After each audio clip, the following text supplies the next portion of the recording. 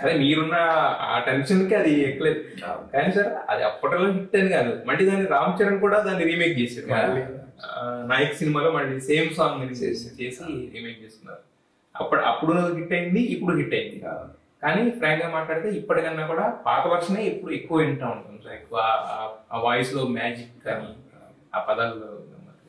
Sir అయితే మరి మీరు సినిమాలు చేశారు, తర్వాత అంటే రిటైర్ అవ్వలేదు కానీ బట్ మానేశారు కదా, మళ్ళీ తర్వాత పొలిటికల్ టర్న్ ఎందుకు తీసుకున్నారు సార్? వైఎస్ఆర్సీపీలో జాయిన్ అవ్వడం కానీ ఇది కానీ. అప్పుడు ఎందుకనో నాకు రాజశేఖర రెడ్డి గారు అంటే చాలా ఇష్టం.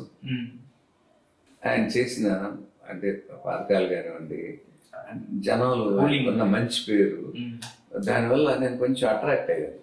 నాకు అసలు పెద్ద రాజకీయాలు తెలియదు. ఆయన చనిపోయిన తర్వాత చాలా బాధపడ్డాను.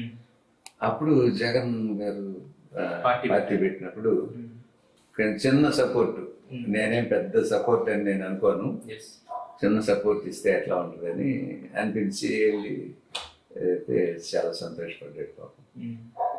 ఇంకా ఆ తర్వాత పెద్దగా నేను అంటే జస్ట్ జాయిన్ అయ్యాను, ప్రాథమిక సభ్యత్వం ఉంది కానీ యాక్టివ్ గా నేనేం చేయలేదు. అంటే నాకేం పెద్ద తెలియదు. అదే సార్, రాజకీయాలు మీకు అంటే వైఎస్ఆర్ గారి మీద ఇష్టం, అభిమానంతో వాళ్ళ అబ్బాయికి కొంచెం సపోర్ట్ ఇద్దామనే ఉద్దేశంతో జాయిన్ అయ్యాను తప్ప నాకేం పెద్ద.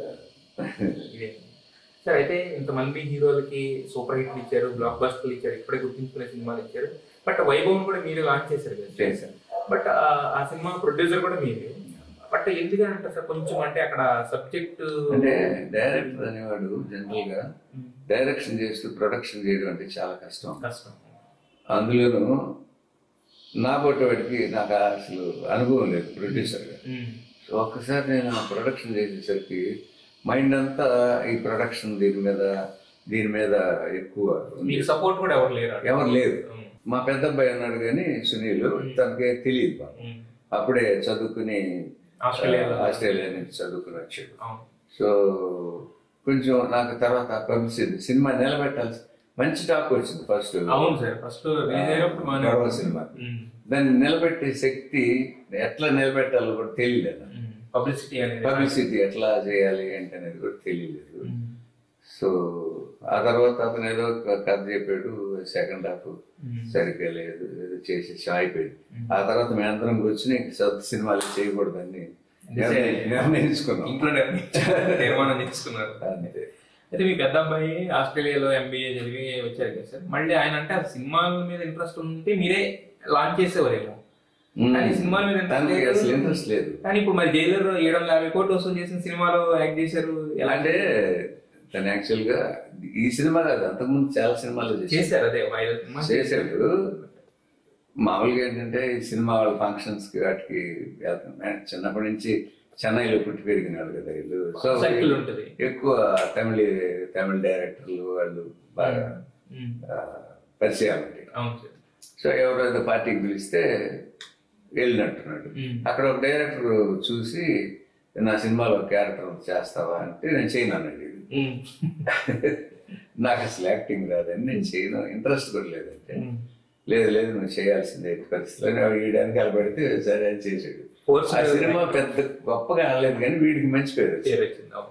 సో అక్కడి నుంచి చిన్న చిన్న క్యారెక్టర్లు ఏదో చేసుకుంటూ వస్తున్నాడు. ఈ డైరెక్టర్ మా వాడికి బాగా ఫ్రెండ్, నెల్సన్ జైలర్ డైరెక్టర్. అంతకుముందు కూడా ఏదో డాక్టర్ సినిమా హిట్, దానికి ముందు ఇంకొక సినిమా కూడా బ్లాక్ బస్టర్ హిట్, మధ్యలో ఒకటే పోయింది సినిమా విజయ్ గారితో చేసిన విజయ్ సినిమా అతను ఈ క్యారెక్టర్ చేయమంటే సరే ఇంట్లో కూర్చుని అంటే తన బిజినెస్ లేవు ఉన్నాయి చేసుకుంటుంటాడు. సరే సరదాగా చేసాడు. రజనీకాంత్ గారి వల్ల పెద్ద హిట్ అయిపోయింది. రజనీకాంత్ గారు మెయిన్ పిల్లర్ అసలు కాదనరు, కాకపోతే మిగతా వాళ్ళ కంట్రిబ్యూషన్ అనేది కూడా చిన్న క్యారెక్టర్ కంట్రిబ్యూషన్ అనేది కూడా ఎవరైనా ఏ సినిమా అయినా హీరో ఉండొచ్చు, అతనికి ఫ్యాన్ ఫాలోయింగ్ ఉండొచ్చు, కానీ మిగతా అన్ని కూడా కలిసి రావాలి. ఒక మ్యూజిక్ కానీ, ఒక స్టోరీ కానివ్వండి, ఒక టెక్నికల్ టీమ్ కానివ్వండి, అన్ని రకాలుగా కలిసి వస్తేనే సినిమా అయినా బాగుంటుంది.